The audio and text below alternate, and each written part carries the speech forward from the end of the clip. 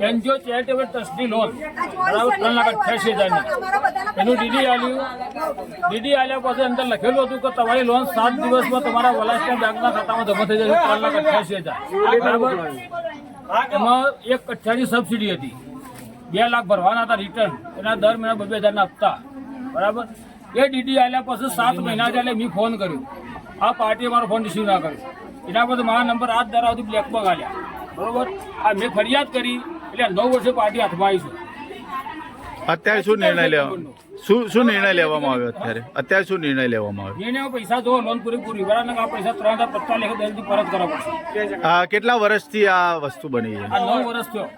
આ બાબતે તમારો શું ખુલાસો રહેશે? મારો સાહેબ એ સમય ખુલાસો એ સમય એવો હતો કે જે સમય આમનો ફોર્મ ભરે ને એ ત્યારે સ્કેમ નોટરીમાં આપણે ઉલ્લેખ એવો કંઈ જે દરેકની પોતાની મરજી મુજબ ભરેલો, કોઈને દબાણ કે ભાર આપેલો નથી. અને લીગલ ચાર્જ 600 રૂપિયા અને 650 કાયદેસર આપી લીધેલા, એ સિવાય કોઈ ચાર્જ વધારવા મેં માગેલો નથી. આ સ્કેમ નોટરી આ બધું કે સ્કેમ નોટરી આ બધું કે સાહેબ વગેરે વગેરે 100 ખર્ચ એમનો પોતાનો આવશે, એમાં મારા ભાડા ખર્ચા માગે માગો. આ એનજીઓ શું રજીસ્ટર છે કે એવું કંઈ? રજીસ્ટર નોંધણી હતી. રજીસ્ટર નોંધી. કેટલા સમયથી આ કામ કરતા હતા તમે? 2012 થી ચાલુ કર્યું. અને કયા વર્ષ સુધી કામ ચાલુ રાખેલ? મારા છેલ્લા 21 પછી હું અહીંયા બનાસકાંઠા જતો રહ્યો. આ લોન ન થવાનું કારણ? ના થવાનું કારણ સાહેબ અમુક ડોક્યુમેન્ટમાં સમય ના પહોંચી વળે મારે, અમુક કાગળ જેમ કે બિલ અનામત પછી એનું જમીનગીરી બાકી જમીનગીરી નથી આવી મારે. પશુપાલન લોન કેવી રીતે આપતા હતા તમે? તબેલો બનાવ વ્યવસાય બાબતમાં. ઓકે.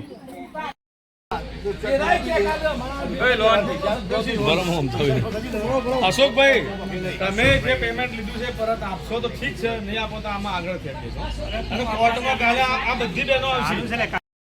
અમે હાલ જે બેંકમાં નાખીએ ચેક તમારો પેમેન્ટ નીકળશે તો બરાબર, બોગસ ચેક ન હાલતા. ઓકે સાહેબ, મારો ચેક બોગસમાં આલો તમને. તો હાલો ને પેમેન્ટ અમે લઈ જઈએ છીએ. તમારું સોલ્યુશન અહીંયા જ આવી જશે. જો સાહેબ, પહેલા 24 જણાને એમને પાવતી બધું આપ્યું અને બીજા જે 66 જણા છે ને એમને કોઈ પ્રૂફ અમને આપ્યું નહીં, કોઈ પાવતી નથી આપ્યું, કશું નથી આપ્યું. જોઈ લો સાહેબ, 66 જણાના કોઈ પ્રૂફ નહીં આલે. આ બધી બહેનોના બયાન લો તમે તાર. અને પ્રમુખ તરીકે એમને અમારા ગામના વ્યક્તિના મહિલા લીધા છે બરાબર છે, પ્રમુખ તરીકે અમને.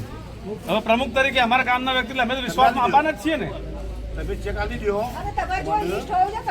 લાવો લિસ્ટ તમારા બેન 66 જણાનું ક્યાં છે? તો કઈ ના આલું છે. રાઉન્ડ કર્યા છે પેલા તમે 56 ને 24 પહેલા વખત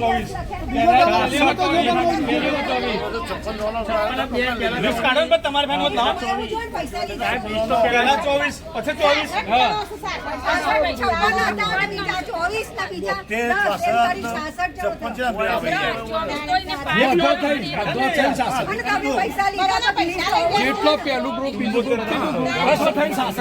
લિસ્ટ હા સરદમાં ફાઇનલ લિસ્ટ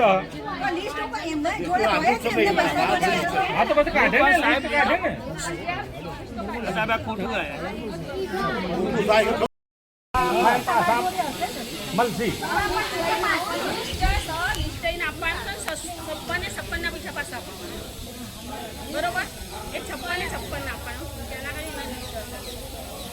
એના જોડે હોવું જોઈએ ને, એમના જોડે છે તો જોડે પૈસા લીધા તો જોડે પણ એમ નહીં એ પૈસા એને આપ્યા છે, એ તો લિસ્ટ હું આપું છું.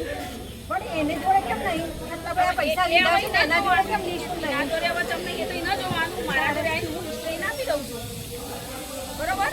બાકી ખોટી રીતે પેલી એ કરતો હોય તો કરવાની નહીં, પૈસા એને આપે ને પૈસા તમારું અને શું ઘટના બની છે? રંજનબા મારું નામ છે. અને શું ઘટનાને લઈને આવવું પડ્યું?